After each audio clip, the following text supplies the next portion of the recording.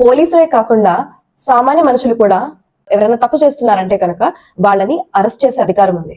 BNSS లో మనకి CrPC లో కూడా ఉంది, ఈ బిఎన్ఎస్ లో కూడా ఉంది.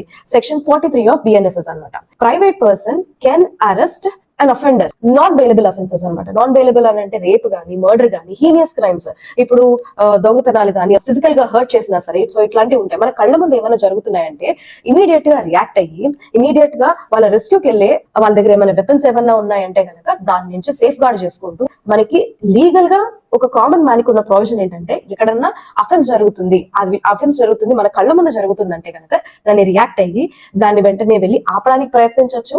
ఎవరైతే కన్సర్న్ అఫెండర్ ఉన్నాడు అంటే తప్పు చేసిన వాడు, ఇల్లీగల్ యాక్ట్ చేసిన వాడు ఉన్నారు, వాడిని అరెస్ట్ చేయొచ్చు. అరెస్ట్ చేసిన వెంటనే వాళ్ళని పోలీస్ స్టేషన్ లో ప్రొడ్యూస్ చేయాలి. అది ప్రొడ్యూస్ చేయడానికి విత్ ఇన్ 6 hours లో అకార్డింగ్ టు బిఎన్ఎస్ఎస్ 6 hours లో మీరు పోలీస్ స్టేషన్ లో ప్రొడ్యూస్ చేయాలి. అంటే మనకున్న సోషల్ రెస్పాన్సిబిలిటీ, ఎక్కడన్నా అన్యాయం జరుగుతుందంటే దాన్ని క్వశ్చన్ చేసే రెస్పాన్సిబిలిటీ, అన్యాయాన్ని ఆపే రెస్పాన్సిబిలిటీ మనకి ఈ బిఎన్ఎస్ఎస్ త్రూ, మనకి సిఆర్పిసి త్రూ మనకు ఉంది. సుప్రీం కోర్ట్ ఈ జడ్జ్మెంట్ లో స్పెసిఫిక్ గా చెప్పింది ఏంటంటే ప్రైవేట్ పర్సన్స్ కూడా they can arrest subject to condition ఏంటంటే అఫెన్సెస్ అన్ని నాన్ బెయిలబుల్ అఫెన్సెస్ ఉండాలి. అండ్ ఆ పర్సన్ ఎవరైతే అరెస్ట్ చేశారో లేకపోతే ఈ అఫెండర్ ని రెస్ట్రైన్ చేశారో, ఒక ప్లేస్ లో పెట్టి వాళ్ళు లాక్ చేయడం కానీ అలాంటివి చేశారో వాళ్ళు అక్కడే ఉండాలి, ఐ విట్నెస్ అయి ఉండాలి. అప్పుడే ఈ సెక్షన్ చెల్లుతుంది, అప్పుడే మీరు చేసిన అరెస్ట్ కూడా చెల్లుతుంది.